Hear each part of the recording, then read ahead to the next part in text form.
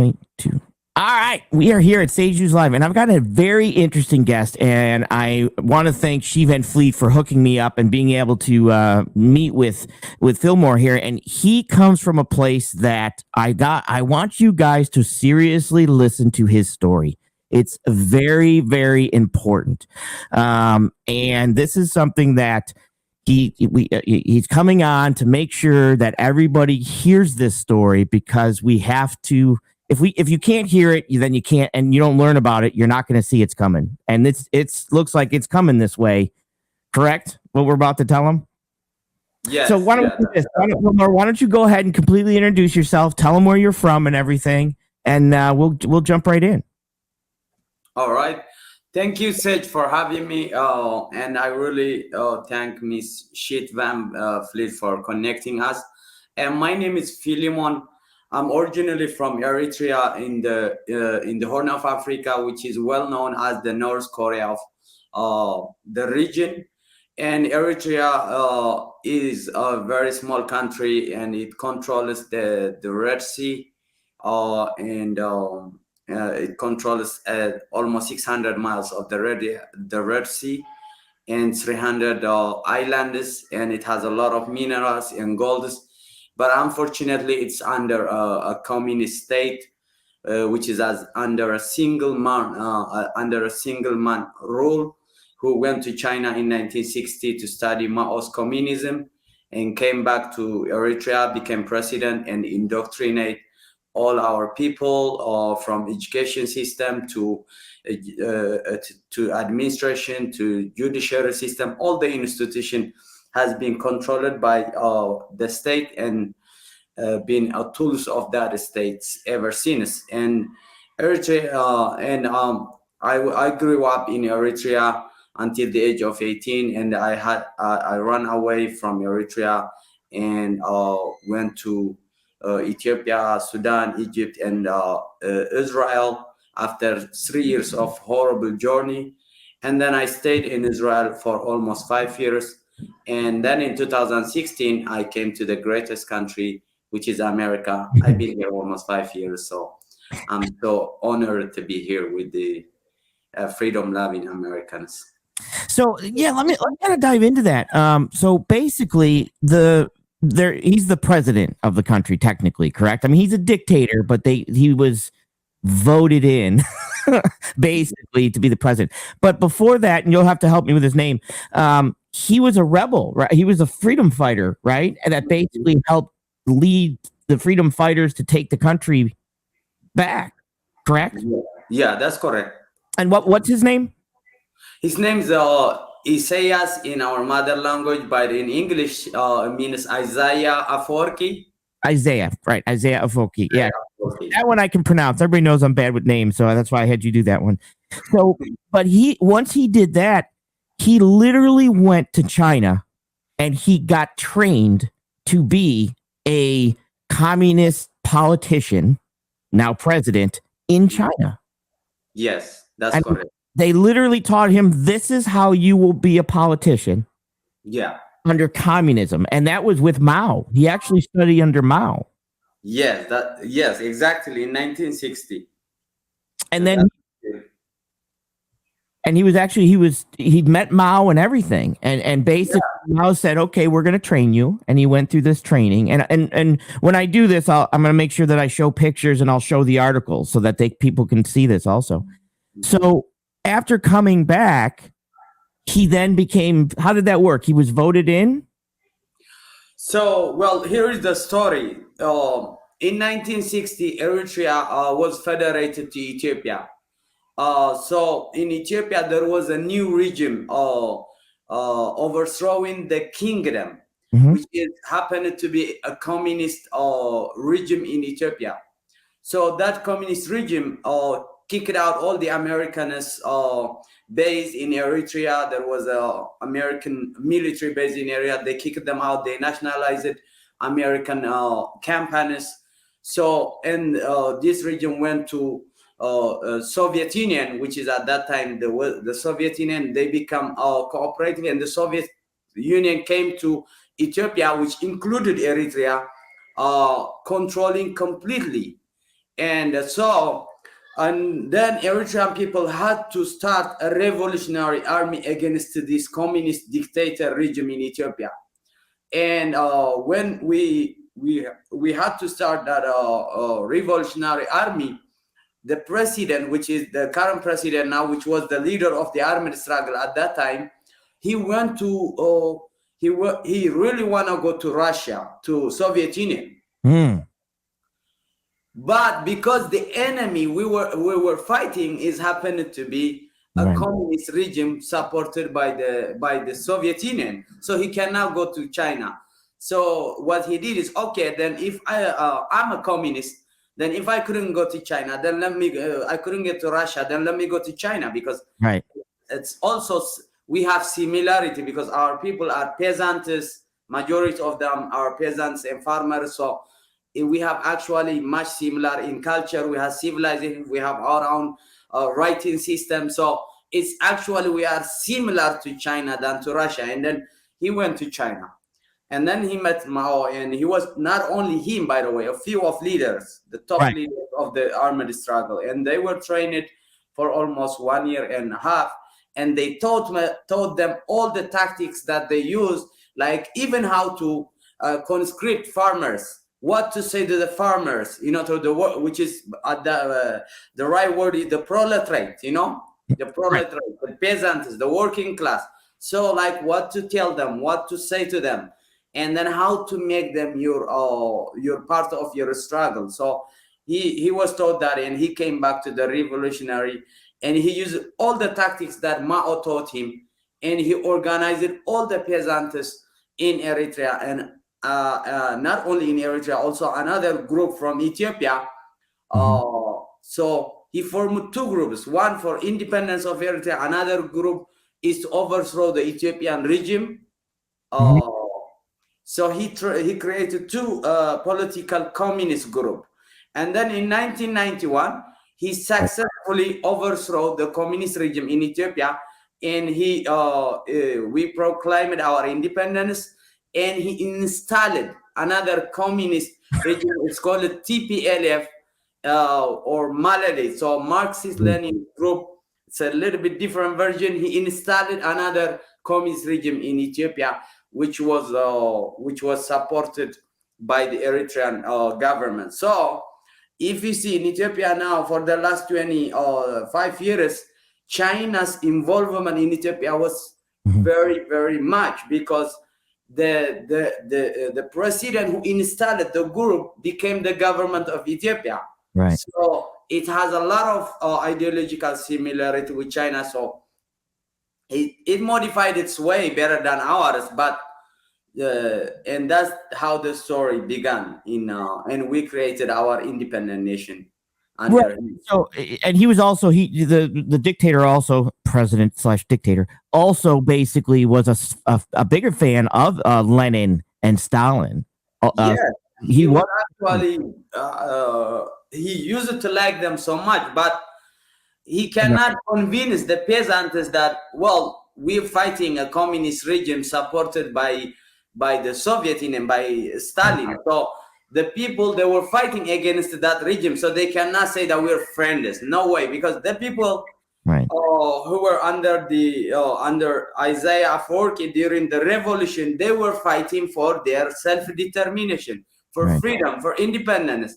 They did not understand fully the ideology of communism that's happening around the globe. You know, they did not really understand. They were fighting for their national freedom.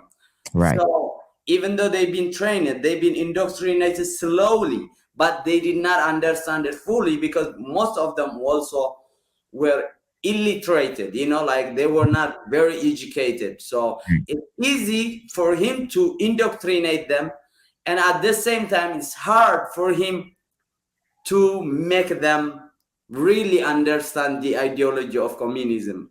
And you brought up a good point there a couple seconds ago. You said that he taught them, he learned what he could say, but he also learned how to make it a common cause, that they felt they were fighting with him to bring in this communism. Like he basically, he knew, they teach you how to talk to the people so that you actually make the people think like you're all together fighting for the better good, but that better good ends up being communism. Yeah. Yeah, and that was interesting that you used that. You said that a couple seconds ago, and I picked that out. I'm like, wow, that's amazing. So now you grew up there, and what years were you that basically there? From what year were you there, and what year did you leave? So I was born in 1989 when so basically I was born around the time that Eritrea was independent and separated from Ethiopia. So basically when he grabbed power, the president grabbed power, I was born around that time. So I grew up with him until the age of 19. So in 2001, so he started a war with Ethiopia. In 1994, he started a war with Yemen on the border on the Red Sea. And in 2006, he started a war with Djibouti. So all these wars, he intentionally started these wars because he wanted to overthrow the government within the country. Because he wants to control it fully. Because even though he has this ideology, all these groups surrounding him that who believes the same ideology, yet the country is very conservative, a very traditional conservative people. So they cannot easily be changed to a communist ideology people. They cannot really be convinced. Right. They were Christian, we were Judeo-Christian, so we've been we grew up very religious. I grew up very religious. And they've been fighting. They have also a heritage of history fighting an Islamic invasion from the Saudi Arabia, from Yemen, from Egypt, from Sudan. So for 800 years. So they have this historic trauma that they cannot easily change it to like a multiculturalist or internationalist ideology. It's very, so he has to overthrow the government. In order to throw the government, so he had to start a war with Ethiopia under the pretext of, Ethiopia is being used by the imperialists and Zionists, and also the Djibouti is used by French, all these American military base. So we need to liberate them, we need to liberate them. That was his reason. So when we started war, when people were focusing on the external conflict, and then he overthrew the government, he jailed all the private media, all the judiciary system. 20 ministers has been jailed in a day. And he said they found out to be traitors. They were working with the American imperialists, so they've been jailed. And because there was a very hot war, the people were unable to see it. They were emotionally defending the country. So he used that opportunity to control it. So in 2001, and then he became absolute dictator and communist, and he started controlling all the educational system, all the cultural system. And there is one media, there is one newspaper, there is one educational curriculum, and there is one judiciary. And basically there is everything, every freedom has been taken away from us. Yeah, and I want to talk a little bit about that. So obviously, you were there until you were 18, you said. So you lived a good amount of time there. So growing up, we talked about this a little bit. Everyone is automatically soldier. The males, right? Females too, or just not only male, all females and males from the age of 18 to the age of 55 has to be a soldier. Okay, and has to be conscripted to a military. And it's even programmed, because we talked about this, that you said like most kids grow up and they want to be an astronaut, or most kids grow up and they want to do sport, they want to do this, but your kids grow up there seeing they're at a point now where they grow up and they want to be a soldier, they want to fight. Correct? That's basically true, because so what they're doing is the content on the education system. they don't teach you the real history of who you are, how you became to be where you are. They Mhm. don't teach you that. They don't teach you your history, your war against Islam, because basically if they teach you like about the invention of Islam to Africa and specifically to our country, then you will have an historic perspective. So what they do is, no, everybody is equal. Religion doesn't matter. Religion is not the reason for you to be separated, to be discriminated. Race is not the reason. So the only enemy to you is the upper class or the rich, the people who have money. So we are here to create social justice for you. Right. Everybody equal, like a kind of utopic ideas. So that's what they teach you. So that's in the early school system, like in the elementary, in the junior, in the high school. Yeah. That's all. They teach you fake history. They don't teach you your forefathers' history. And they teach about these all communist ideas which been written by Noam Chomsky, a translated book, because they teach you that America is a very imperialist state and it has a lot of homelessness. And all the TV, all the newspaper also, they say the world has been terrorized by American imperialism. There is a homelessness in America. There is a natural disaster in America. There is a natural disaster in Japan, like this all volcano stuff. So the people are religious. Oh, so we live like in a most peaceful and blessed country. That's what they've been thinking. So, but when I finished high school, like I had to go to the military camp as mandatory by the state because it's my age at the age of 18. Right. And I was there, and then I passed the national exam. So I was given an opportunity to study in the college, in a communist military college. By the way, you still in the college. You are guided by a military order. So basically, we have to run, we have to be trained while we study at the same time. So I really want to study a computer science, but they cannot let me study. Not anyone is allowed to choose what they really want to study, because they assign you according to what they need. Oh, you know what? We don't need you to computer science. We don't need that. We need you need to study an educational psychology, which is we want you to brainwash the younger students Right. as an administration in the school. So that's what we need as a so we don't want you to study computers. Well, we don't want you to stay, but because we don't need that. So usually they assign educational program or a psychology, sociology, political science. And this is not like a real political science. Don't ever think that way, by the way. It's like a indoctrination, like a cadre school, So they assign you according to it. Sometimes they assign you to finance and stuff like that, but still they don't let you to study anything you want. Nobody is allowed to study. So you actually became a teacher, right? They forced you to become a teacher, but in what you had to teach was brainwashing them to all basically think this is great. That's the training that they gave you, was basically psychology on how to continue on the path of their vision of education. Exactly. So I did not happen to be a teacher because I ran away. When I got to college, I understood that how the system, how they use it.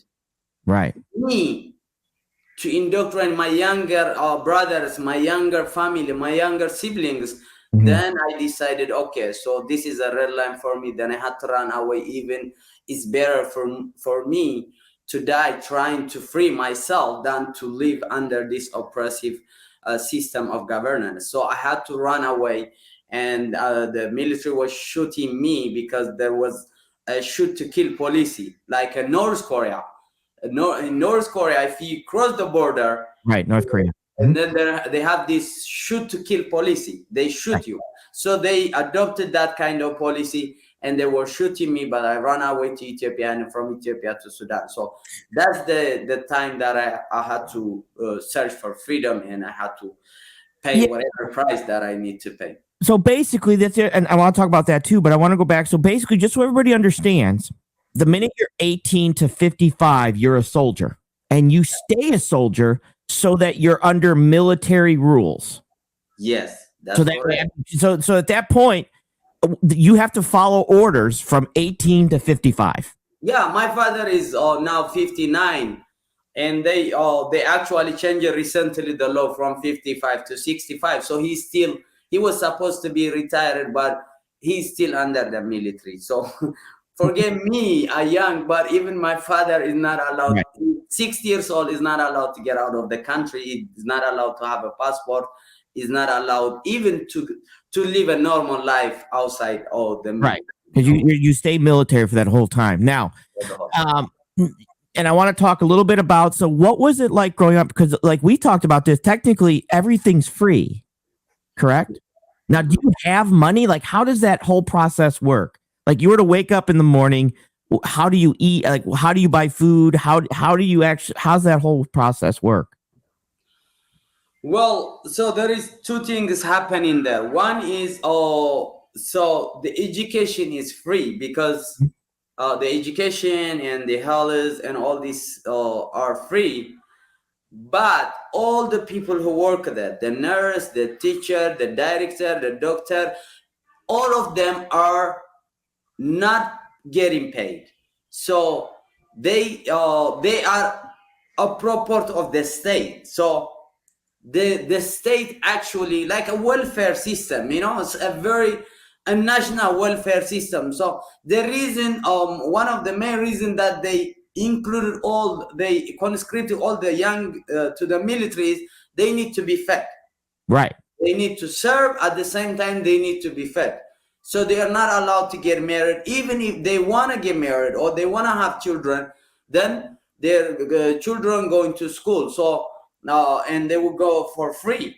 And but there is a very, very big problem, because if you get married and have children and you are in the military, your children can go to school for free, but they need food. Right. So that food usually either the old mother work sometimes, but most of the time Eritrea is a very peaceful country, but it's a second country to export refugees to the Western countries.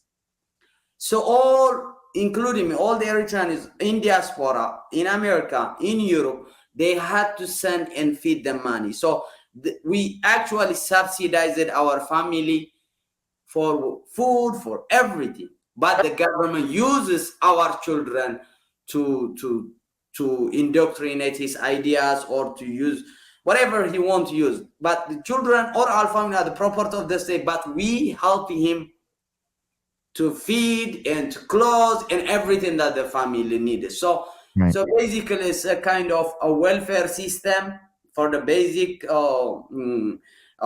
standard living. But if they want extra, then they have to call the people in the outside.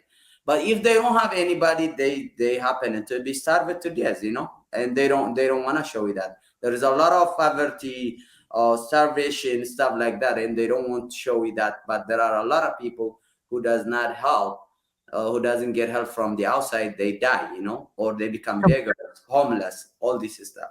So basically, then what happens is, let's say you had a son. I'll keep it simple. You're in the military. Now you're married and you have a son. Because you're in the military, they're giving food to your kid because you're in the military. They're not paying you, but they're giving food. No, they don't give food. They don't give food to my dad, but they give free education, free health. That's what they tell him. That's all they give. Okay. But for food, I have to figure it out. How? I don't know. That's what I'm saying. So I have to figure it out. So that's why most of the refugee in America, Eritrean refugee in America, in Europe, in Israel, most of them are young because they need to feed their family. Right. The main reason that they run away, they need to help their family survive. Otherwise, they will be starved to death. So, That's a very hard choice. so how and where do you go to buy this food? Like, where? Let's say, I mean, first of all, I don't. How would you make the money? Somebody, I mean, who gives who? Where does that come from? Like, how do you buy food? Okay, so there is a state-owned shops Okay. that you can buy. So what they do is that, you know what, they kicked all the businessmen. In 2000 they kicked them out. They went to other countries in Africa. So they work in there. All the businessmen, all the people who were importers, exporters in the country. So the reason they kicked them all is because all these businessmen are greedy. Mm. The reason you have very expensive high prices on the commodity that you are buying, because these business are basically, they are greedy, they are capitalists, they don't care about you, they don't care about justice, they don't care about your well-being, but we care. So the government turns out to be an importer, or like they turn themselves to a business. So they import this stuff, they create small shops owned by the state, and they say they call it a fair price. They put some kind of fair price tag there. It's still very expensive, because when you don't get paid, you don't have money. Everything, even a penny is expensive for you, by the way. But they call it a fair price, but you have to figure it out how to pay that one, because we pay for your school, you pay for your health. We cannot pay everything for your life. So basically, there are a lot of young people also, they run away within the state, and they work illegally. Like they work illegally, or they work in the farm. That way they help their family. So who would actually be giving them money? Like, what people would have money to give there? So the people in diaspora, almost now 1 million people are in diaspora, and we are very communal. We're not like, we're a little bit different from American society. We are very communal. So like I help not only my mother, my father, my son, my children. Also, I help my distant relatives all the way to 7 generations. Yes. Each and every family does. So that's the main reason, because that's the main reason the country is going for 25 years without any foreign aid, and the government is always proud about that as a self-reliant policy is being succeeding in Africa because most of the African countries get a foreign aid. They cannot live without foreign aid. So by creating this kind of very sophisticated system, and also controlling the media and stuff not to get out any information out of the country, the government has a policy called self-reliance. So they are usually be proud in the international media. Look, we can do it with self-reliance. So Ethiopia needs to do it. Uganda, all the African, you don't need all these imperialists. So they just sell their ideas at the suffer of its own people. But somehow the people are surviving in a very, very harsh condition. And the main problem is there is not a lot of information that comes out there. So whatever is happening is happening inside. So for example, when I ran away from my country, my homeland, so I didn't have any penny, because I couldn't get any money from my mother, from my father. Nobody can give me any money. So I had to run away. And then I served for 7 days in Sudan. I was only drinking water. Imagine that. And then after 1 week, then some people helped me to eat. And then I had to call my distant cousins, and they send me like $100. And when I exchange to local currency, it's a little bit better, so I can eat. I can help myself. So basically, the people are helping each other somehow, miraculously. So like, I don't know how the people live, because it's a miracle to me too, because I don't know how I survived all this. I'm talking to you now, like it's like kind of a miracle to me that I'm here talking to you, having money, having freedom, having even the freedom to say what I'm saying. Right. But I never ever thought what actually happened there would be a story one day in my life. Never ever. And then and I want to talk about this too. And Eritrea is gold. Its major export is gold to China. It is not. I mean, think about this. We all know how expensive gold is, and everybody wants gold. And here's gold, and here's gold. Your major export out of your country is gold mines that China is now taking control of. Mm-hmm. So how you're a poor country, I don't understand. Right? That's actually a very interesting question. I'm always, like the problem with our country is our country is very rich in gold. It's like, I remember, by the way, there is my auntie is here in Oklahoma. Mm-hmm. And she said that there, in 2009, she was telling me there was a famine, a very bad famine, because the people could not get any food to eat, and then there was not any money. So she had to go to the mountain, and she found like a big gold as big as this, like a very big gold, full of gold. She found on the mountain without like mining anything. Right. And then she sold it to another guy illegally, and she made money. That's how her story was telling me. That's how she survived with her 4 children.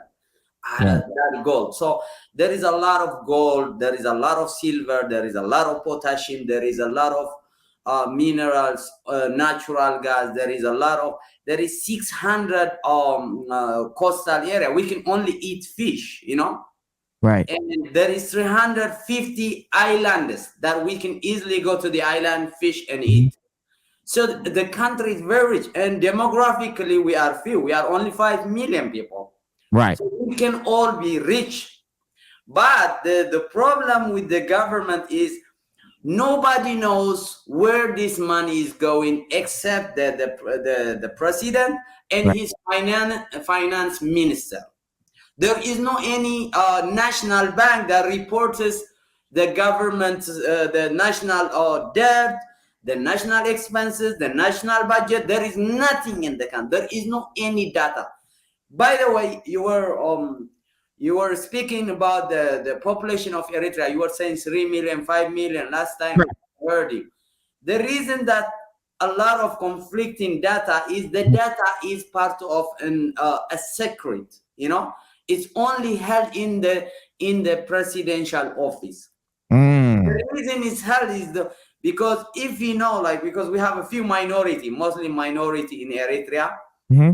So if the government has a policy or releases this data of population, the people will complain, oh, we are majority, so we will need our story to be written. We need our economy to grow. So he's doing this nation building, what he calls. We need a nation building, because what he said is, all this indoctrination is doing it part as his social engineering for a minority and the majority to be one people with no religion, with no history, with no pride, with nothing. He is the center of like a god figure of this a new created colonial state. So Eritrea was created by colonization, so there is a few minority there and there is a majority there. So he's doing this social engineering.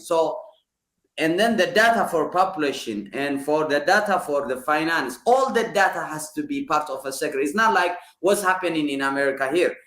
Whatever you need data, you can just go to journalists, go and find out what's going on. Right.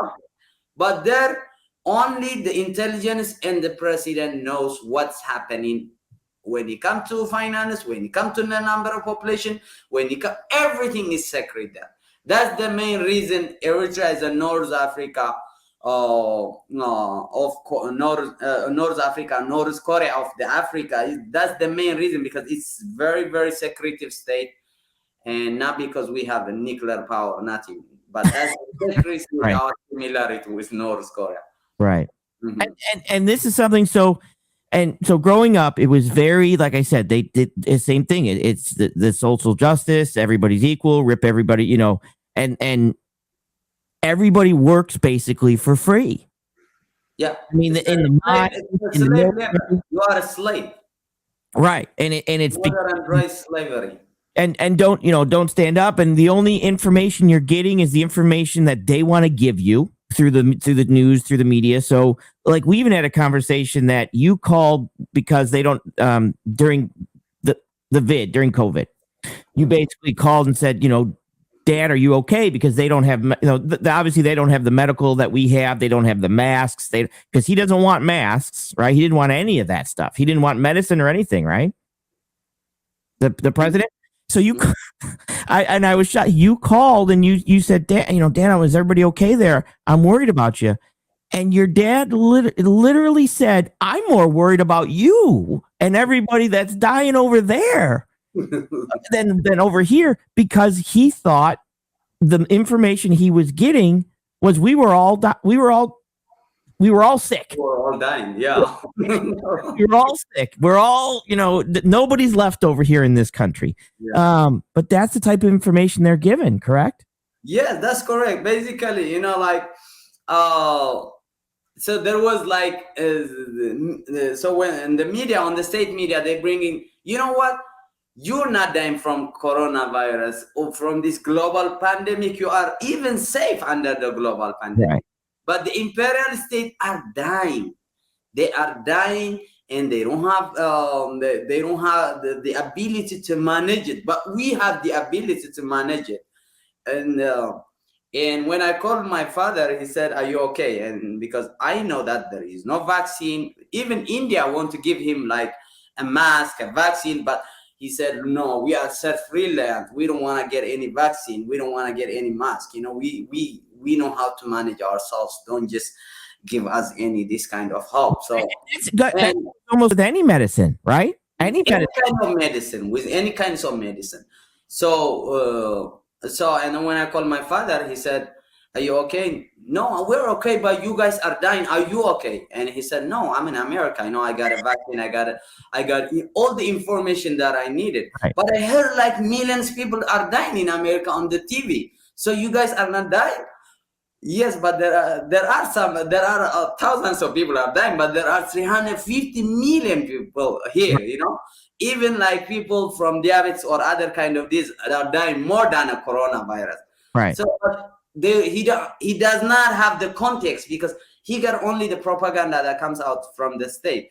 And he said, "But that's what the government is telling us. So you guys are okay." "Yeah, we're okay. And we got a vaccine. We are okay now. And they're opening it. But they've been closed. In Eritrea has been closed. There is no like a flight. There is nothing. And there is no data. Even thousands, hundreds of thousands are dying from corona. They will not give you that data.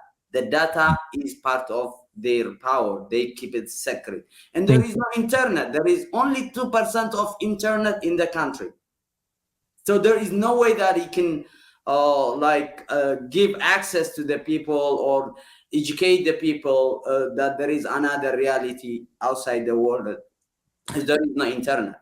So, and a lot of the stuff that they actually do is it's not about lie. It's they don't give context. Like they just basically they don't let you know the whole story. They just give you this little bit and they say, "See, everyone's homeless in America. See," and it might be this spot is homeless, but they're like, "Nope, the whole country is homeless." I'm like, no, wait. And that's kind of how they brainwash the people, correct? Exactly. Not only that, you know what? They bring also, when there is like a student, they bring you a lot of data from America. Let's say there is a student debt. Look, you are being educated for free, but look, the American students has been suffering from a debt. They have this debt. That's why they got a problem. So we are right. We are not wrong, And they say we are right that this capitalism is evil. They manipulate people. They put people in a very bad condition. So they bring in a partial data and give you. Mm-hmm. So and then so we have this free education. So this government means okay, and then like been partially brainwashed, partially believe, because Right. you don't have any, you don't get any positive news. All this technology, all this progress, all this freedom, all this, there is a lot of positive sides on the America, on the Western world. They don't give you that, Right. only the bad side. And even they don't tell you how much they get paid. So for example, when I was in the college, there was this a professor who came from Europe. She was working in a World Bank, and she's a far left ideology. She came back to Eritrea, and she was teaching us, and she was teaching us as a kind of a witness, you know. Oh, I live there. I live in a Western world. I worked in a World Bank. I worked in their I worked in their institution. So you guys are doing fine. So Oh, hang on. Let me make sure I get this right. So somebody came from America to teach you, yes, and she was a complete leftist, and yeah, telling you that you are all doing better than you would be doing in America. yes. And the reason she's the one to teach us is she's saying, don't believe your leaders because they never been to America. But believe me, because I was there. I worked in their institution. I worked in their system. I worked how people. I learned how people live. I live it myself. So don't, even though you don't believe your leaders, but believe me because I'm eyewitness. I live through it. And then I asked her one question. I remember I asked her, okay, so this education is free now here in our country, but and you saying that they paid a lot of money, but how much do they get paid? That's what the question that I asked her. So you are saying if they pay $10,000, but how much a normal income of the people who are Right. educated there? And she couldn't answer that question. She said, yeah, they get paid, but and then she just let it pass. And that's the main reason triggered me that this woman is even also hiding something else. This is like a bigger propaganda machine that's happening all on our people. How did she get there? Like, how did she? Do you know? Did she ever find out? Like, how did she end up getting there to teach? Well, there are a lot of Americans who were friends of the government, professors from. There was also the one professor from Manchester University from England? England, and that woman, she went there, and then she was teaching there, and like she coming out. She's a friend of the regime, and I was an activist in Israel, like for the human right abuse that's happening in our country on the way. So I was kind of active. So I was teaching a lot of Israel that how we came here to be a refugee. And then this professor from Manchester came. She wrote an article on the Israeli media, and she gathered a lot of people. You know what? These guys are lying. They have this free education system. They have 6-7 colleges, and they doing fine. They being exaggerating. It's not a North Korea of Africa. These activists are exaggerating. That's what she. Not only they go back and teach there, but they come back and teach the Western people that America is dehumanizing this communist status, but they're doing fine. So basically, they're doing fine. Like Bernie was going to Moscow, in 70s. Bernie Sanders was Yeah. going. Yeah. Like there are people like that. They go and come back. They see how things work, and if it's, even though they see it's horrible, but they don't want to witness it when they come back. They want to witness it the otherwise, because, well, if they tell them the true story, the people here say, well, so why do we need it here? If Right. if they tell the story I'm telling, they say the people here, why do we need it? Why Right. are you guys are telling us that socialism is our solution here for our student debt or our other financial crisis that we have? Right.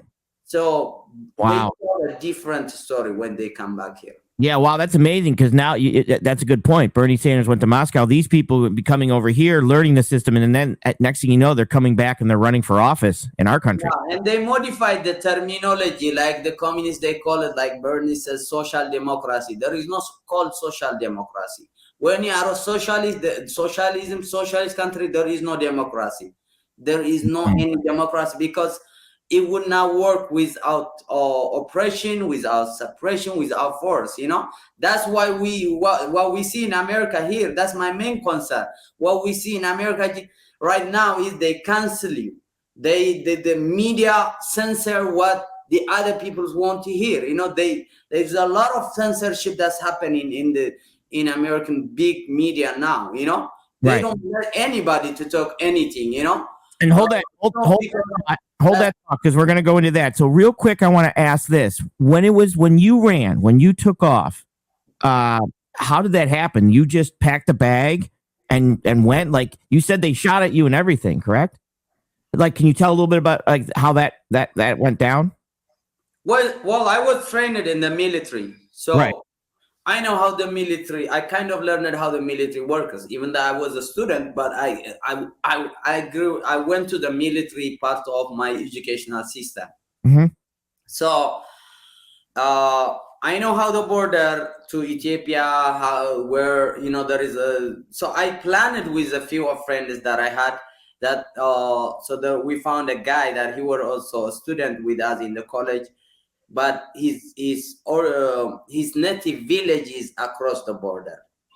So we made some kind of a very clean planning, and we went there. Usually, a lot of people who try to cross, dissidents being killed on the border. Right. Being killed because they went to cross there without any plan. But we had this guy who is originally from the border, who knows all the landscape, the mountain, everything better than the border patrols. Gotcha. So basically, we fled ourselves and we slide there. But unfortunately, they found us because there was this military sector called like a commando, Yeah. So they not only patrolling the border, but they went to the other country's side. Okay. So when we passed it, they were coming and they were shooting us because they knew that we were running away. And then we ran away. And thanks God that we made it to Sudan, and from Sudan to Egypt, and then to Israel. So yeah. And you made it. So that's how you got out. So then you eventually go from Israel, and you learned to speak English. Where did you learn to speak English? I learned it in Eritrea. So part of our education system, especially the higher level of education system, is in English. Hang on. Hold on one second. Hey.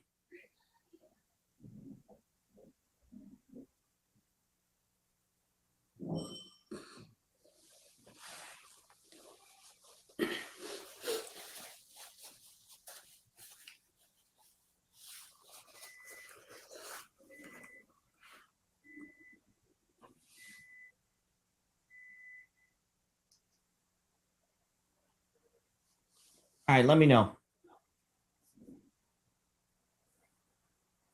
Okay. What time are you going to be there? Okay. All right. Okay. Gotcha. All right. So then you end up Israel. I'm sorry. Where'd you learn to speak English? In Eritrea. Okay. And then so you end up in Israel. Mm-hmm. And how long are you in Israel? So before I end up in Israel, it took me 3 years to get into Israel. So I stayed on North Africa, especially in Sudan, in Egypt. And then before I went to Israel, I was planning to go to Israel because this Egypt and Sudan are Muslim countries. They did not give Eritrean any asylum. To the contrary, a lot of Eritreans has been kidnapped by a group which were very connected to a terror group like ISIS and like Hamas, like Hezbollah, all these groups. So a lot of Eritrean has been sexually raped Mhm. and organ harvested. So basically, all these terrorist group that I mentioned were funding themselves from our organs being sold in a different parts of the world illegally.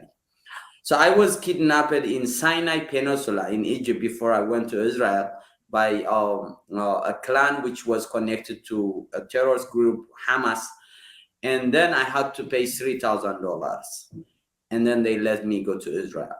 That's how I ended up. So Gotcha. if you cannot pay for this terrorist group, then you will end up being organ harvested. They will sell your organ basically. So Wow.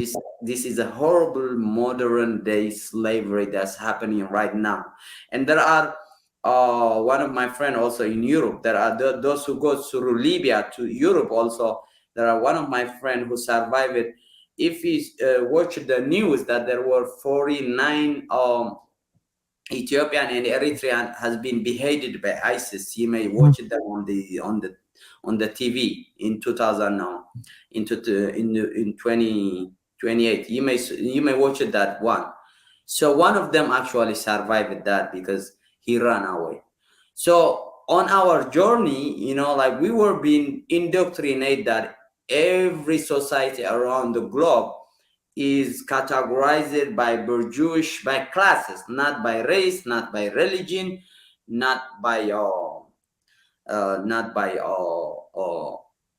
tribalism. So what we've been indoctrinated is only there are rich and poor, only the bourgeois and the proletariat. So when we went to Sudan, we were not prepared what would happen to us. We were just running away from a communist state in the up to a more horrible experience that we had in our country. So a very traumatic experience. And then I went to Israel.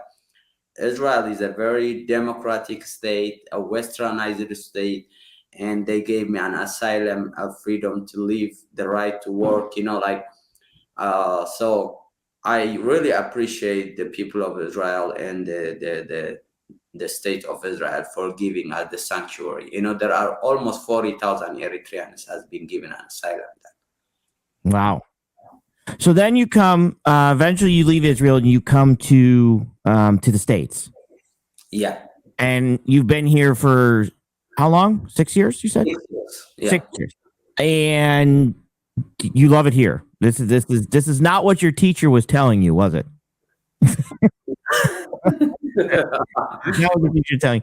But you're starting to see some of the stuff that they did and the mindset and the ideology. You're starting to see that here, aren't you? Yes. And talk about that. Like, what specifically are you starting to see, and in regards to the same either start or that ideology? Oh, you know what I mean, ideology. So let me. That's a very interesting question, because when I came here, the first time I came here, I was very happy. I was very honored to live among the American people. And I know Americans are an amazing people, and they love freedom, and Right. they let me to work, to go to school, to create my own business, like all this freedom. I really appreciated that opportunity that America provides to me when I came here, and I'm very happy. I'm very honored. And then, but when I started to get involved to the American people, media, and all this stuff, I started to recognize the same trends that's happening in our country. And those trends is when it comes to education system. I was telling all how they educate us. Like, they didn't teach us real history. They didn't teach us real events that happened in our past history. They didn't teach us our culture. They undermining our religion. They undermining our value. All these things in the name of social engineering, communism, or social justice, free, whatever the ideology that's the end goal that they claims. And when I saw here all the education system are being controlled by this leftist ideology, and they teach fake history. They really teach fake history, and they undermining the historical figures that for this country. All the historic figures. Oh, this guy was like that. Oh, that guy, well, George Washington was like that. Jefferson was like that. So and that's the demonizing the historical figure, demonizing, and when it comes to Bible, oh, this Bible is a human sacrificial backward heritage. You know, you don't want that. You don't want it. So the undermining in, even though this country was, all this liberty and freedom that we have was founded on this Judeo-Christian value, but they just undermine. So all this undermining, demonizing your tradition, your culture, your history is part of the tactics that communists uses, because they have to separate you from the heritage, from the ideology, old ideology that you have, in order to teach you a new garbage ideology. They have to separate you first. If they don't separate you from history, from your heritage, from your culture, from your value, then they cannot teach you a new value, a new culture, a new history. Right. So that's the tactics that they use, and that makes you ignorant. By the way, you have to we have to fight these ideas. That's one of the ideological. So we are in a war in America. Understood that. Especially into 2020, I understood that we are in a cultural war. This is happening, a cultural war happening against all the heritage that we have, we have in America. So, and that's one thing. And another thing, America is founded in a freedom of speech and freedom of press, a freedom of Religion, right? form opinions, whatever. And that has started to be diminishing. Right. Oh, you don't have to say that. If you say anything, that's like radical. That's something, you know. They put it in some kind of category, and they censor you, and they dehumanize you. They do the same thing. And also, when you see all these enforcement agency, like the judicial agency, has been used against, they are not independent anymore. They've been politicized, and they've been used against specific people with a different idea, you know. So even if there is a very bad idea, there should be a freedom of speech anytime, anywhere in America, because that's the heritage that the forefathers of this country gave us. Let me ask you this. Now, we there's a right and there's a left, right? Right? But there's extreme right and extreme left. But what it sounds like is what the communists try to do is get rid of the right and left and put everybody in the middle, where they don't think, right? Which is wipe everything out. So you're not too far right, but you're not too far left. They want you just in the middle so that they can control you. Because if you start to lean one way, you get a little bit out of control. If you start to lean the other way, you get a little bit out of control. Is that, you think that's a true statement? I mean, you think that's kind of what yeah, that's true statement. But so that will destroy our freedom of speech. Even right. we have to know our enemy. If there is only freedom of speech, that we will know our an enemy of this country, if there is one, which is far right or far left. Right. If we ban the freedom of speech, the freedom to make assembly, then we wouldn't know what's happening in this country. Right. It would more endanger the country's survival. If you ban all the freedom of speech, you will endanger this country's survival in the future. That's why, look, America has been divided so much. You know, America is this idealist and powerful and super powerful country until now, but now it's been deteriorating from inside, and with this divisive policy and and they indoctrinate our the young generations to be a communist, not respecting their value, not respect their heritage, not respecting their history. If you don't respect your history, you will not make any history. The young generation will never ever a great history if they don't admire a historic figure who has done a great things in this country 200, 100 years ago. This is like a common sense, you know. The reason we ran away from my country is they killed all our patriotic figures in that country. So the only thing left is we ran away. You know, in 2020, when Trump was elected, a lot of young people were, I'm running away to Canada. Even if you think Trump is not a good, has a bad idea, you have to face him. You have to be, you are a children of these heroic figures like George Washington, Jefferson, Alexander Hamilton. You are the son of daughters of that generation. Then you have to face it. They faced their enemy. They did not run away. They could run away, right? When they faced the British. Let me ask. So it's very interesting that's happening in America. It makes me very scared because I don't want this country to be like any African state being divided with race and stuff. You know, America is being founded on a Judeo-Christian value on a common law. So everyone who comes here has to be assimilated and integrated in that system, because that's the foundation of the country to this country to be united and strong. Right.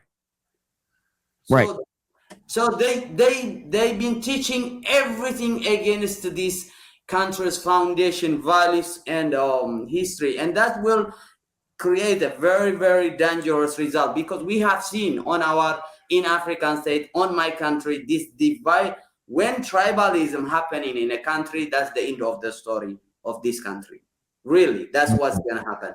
So I don't believe in any race. I believe in value, in culture. So anybody, I don't want to be defined by the color of my skin. I want to be defined by the ideas and beliefs that I believe.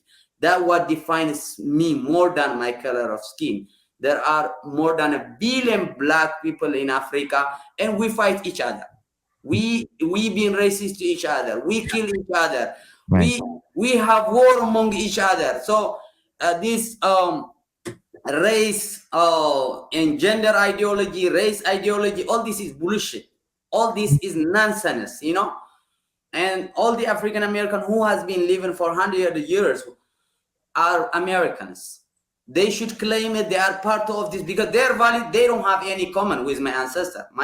They are originally from Africa, but they've been here. They've been part of this great nation, and they are American more than anybody, more than me, who I come 6 years ago, you know. Right. So I don't know why they hate this country, you know. You bring up a good point, and the point was,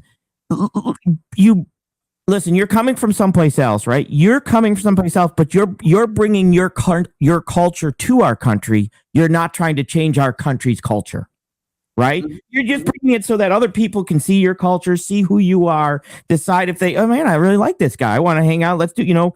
But you're not trying to change our country, and because this is why you came here, is because of this. And if you change it, then where can anybody go? So you become enemy of the country that gives its opportunity of freedom and liberty. You know, so if I try to change, once I come here, if I try to change your history, your value, even if I have this similar culture with the American, the Judeo-Christian value stuff, but I don't, the American historical figures, I'm not a son of Jefferson, I'm not my brother, but if I read what Jefferson believes, if I believe in that idea, technically I'm his child, because I believe in what he believes. So we need to define what to mean the children of this great nation. It should be defined by the value. It should be defined by the ideas of this country, not by the bad side of the history, not but what personality of each person. Right. Now, But what was the idea? Like I was telling you, Noam Chomsky, he's a socialist, intellectual, linguistic American. Right. He's very famous in our country. Our Oh, leaders, they loved him so much. They loved him because what he wrote, his books are, believe it, the same idea of other leaders. So they become one. right. But citizenship on a background, they are different people. Even the government, the leaders in our country claims that America is our enemy. Yet Noam Chomsky is their friend because, and I believe them because they have the same idea. So Right. why do you have, if I'm an enemy of these leaders who have a different idea of our forefathers' heritage, and then if you have the same idea, if Sage has from New Hampshire, I don't know, but have the same idea value like me, then you are my comrade. You are my part of struggle. So, but here, like when Biden said to the African Americans, say if you are not electing me, you're not black. That's what he told him. Right. That's crazy because Right. I am black, but I may have a different idea. Right. The other guy might have a different idea. Who said that all black people thinking the same? There are 54 countries, more than 100 billion black people in India. Black people are all over the world. So we just cannot put us in one box because of our color. This is actually worse racism than an open racism. Really, I respect the guy who is racist more to me directly than this guy putting me in a category of a billion people because of my color skin without knowing who I am. I Right. don't. That's worse racism. That's actually and that's like undermining you as a person, as a human being. It's dehumanizing because they don't believe that you have an idea except your color of skin. That's actually extreme racism. That's the reason that I really want to come out and speak, because why this guy is putting every one of us in the same box because Right. of our system. And what was there some like when he first came into power in your country in 1991? Was there some changes that he made immediately? Like what changes that did he make immediately, or was it already kind of there? Okay, so when he came to our country in 1991, so we have this very powerful revolutionary army who defeated Ethiopia and also Russian Soviet officers, by the way. Right. So what's happening in Ukraine now? All this heavy bombardment, artillery bombardment. That's what happened to our revolution. 1/4 of our people ran away from their cities and lived in a mountain area with this revolution group. So when he came there, so we created a very, very powerful army against the Soviet Union, against the Ethiopian regime. So we had this very powerful army, and they are the first, after our independence, they said we need a salary. We served almost for 30 years. We served there out there in the mountains with no money, and that's understandable. But now we got our nation, so we need our salary to take care of our family. And they put him in a jail. And he said, you know what, I would like to give you the money, but there is no any money in this country. There is not, it's been destroyed by war. There is nothing. And then and then they understood, he let him go from the jail and he becomes a president, and he destroyed that army. He created this new military camp that I was trained. He created that in order to do social engineering in creating a very weak and feminized army. Very weak and feminized army. What do you mean by that? The army came from the revolution was very, very powerful army. They were fighting against their enemy. They were very hero. So they could easily overthrow him. So, and when created this a new military camp to indoctrinate younger generation, created a new army that will be obedient to the government, weak and mentally enslaved. That's the reason he created the military conscription in 1991. So that's how he started his campaign. Okay. So Was there anything like right now we have stuff going on that they're doing like critical race theory and all this other type stuff? What was there anything he started right away that you can kind of see the same thing happening now when he came in? Yeah, so that's what I was trying to mention, like, so when I say he created the military training camp, it was not only to get trained like a military exercise. It's there for us to be trained to be obedient, Mhm. to be feminized, and not to be a threat to the regime's power. So when I say feminize it, I don't mean like, so like what's happening here is now everything is over sexualized. Even the men are like very feminized, and they don't act like a manly. The man thinks like a woman, and the woman someone thinks like a man. That's like a crazy thing, So like if you take, for example, TikTok, what's been happening there? It's all sexualized. Even and there is a lot of over sexualized that's happening in America. So everybody has the right to do whatever they like, but we have to see it on a national level. If you over sexualize it, if you make your man a woman, and if you make your woman a man, so that's a very dangerous indoctrination that's happening in this country. That's really bad, because you just thinking to run away. You don't have your, man is provider, protector, according to the tradition. That's why they were fighting against the British, and they liberated this country. They were protecting their women. They were protecting their children. They were protecting the territory of this country. But I'm like doubting myself sometimes, if the American has been over feminized, are they gonna be able to fight to Russia? Are they gonna be able to fight to Chinese? And this is happening, a media war, a cultural war. Slowly they make the Americans men to hate their country, Right. and to feminize them. That means they cannot face them. By the way, this is a reality. When in a war, if you are not strong enough to fight the Russian, the Chinese on the ground, you cannot just win the war. That's why China is expanding all over. China is taking over our country in Djibouti, in Africa.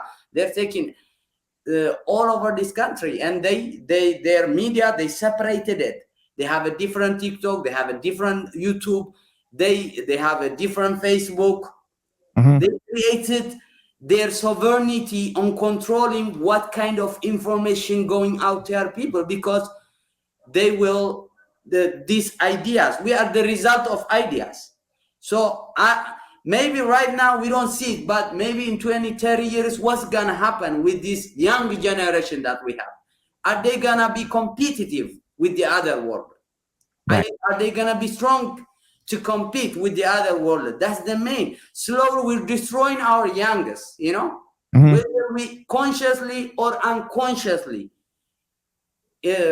So that's what happened to us. The reason young people are running away instead of facing this regime in our country is because they've been convinced us that we are weak, we are unable to do, we are a victim, we are all these things. They made us to be obedient with indoctrination, not like with only power, with indoctrination.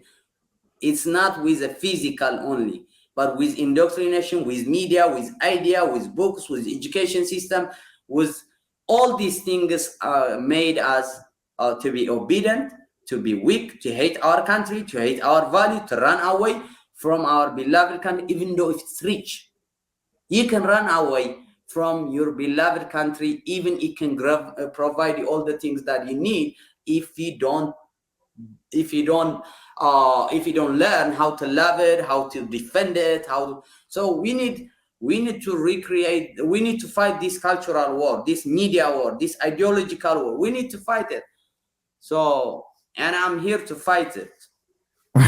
And because, like I said, People will be offended. You know what I'm talking about this, a lot of people may get offended, but I don't care, because we need to defend this country. You know, this country needs to be competitive. The young needs to be competitive like the old generation.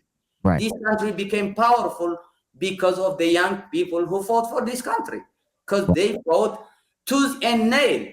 Look, these young, they ran away because Trump was elected. They ran away.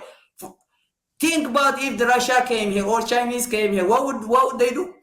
They ran away all far. You know, we need to defend this country, and we don't have any physical war that to defend now, but we have a psychological, cultural war happening in this country. Right. And you've seen what happens. You've seen what happens when you've lived it. You lived it until you were 18.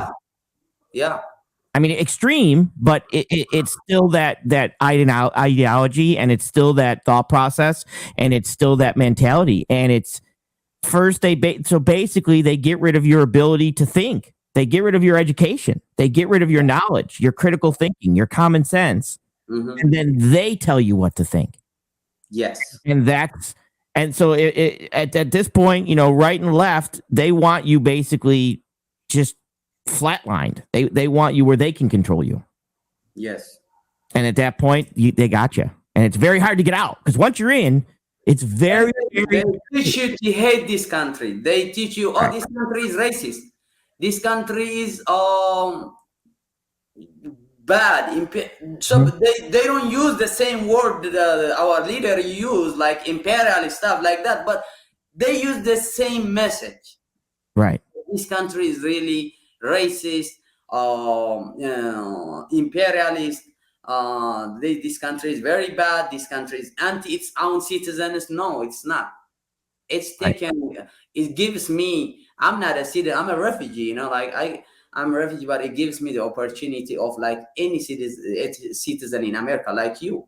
Right. So this country is a great nation that gives equal opportunity, but it cannot give equal result. You know, you need to work for that. Anybody has to work for that to bring a better result. But the opportunity that this country gives is really, really grateful. You know, it's amazing, and we should not learn against that. We should not learn it at all. Right. Well, I want to thank you for coming on. I think this was a great interview, and I appreciate the fact that you came here and you realized, man, this is a great company. I really want to work hard and make something of it. And I appreciate the journey that you're now on to teach the rest of everybody else how bad it could be, and what we actually have, where some of us are taking it for granted because it's not like this every place else. Yeah. So I do want to thank you for coming on. You want to say anything? Any last statements? Yeah, thank you, Sage, for having me, for giving the opportunity to tell my story and to be part of this great nation. I really appreciate the American freedom-loving people, and they should. I have this last message that I want to give to the Americans and to the people who listen to me. They need to respect we need to respect the history of this nation, the culture of this nation, the Judeo-Christian of this nation, the Judeo-Christian value of this nation, and the value system of the liberty and freedom of this nation. We should not let the government take away any heritage that we have from us. No, if we let the government something to take from us, they will take everything from us sooner or later. That's my last message. Absolutely. Well, thank you so much for coming on again. I'm going to go ahead and end this one here. And as always, stay safe. Sage out. Thank you. Thank you, Sage. Thank you. All right, let me end this.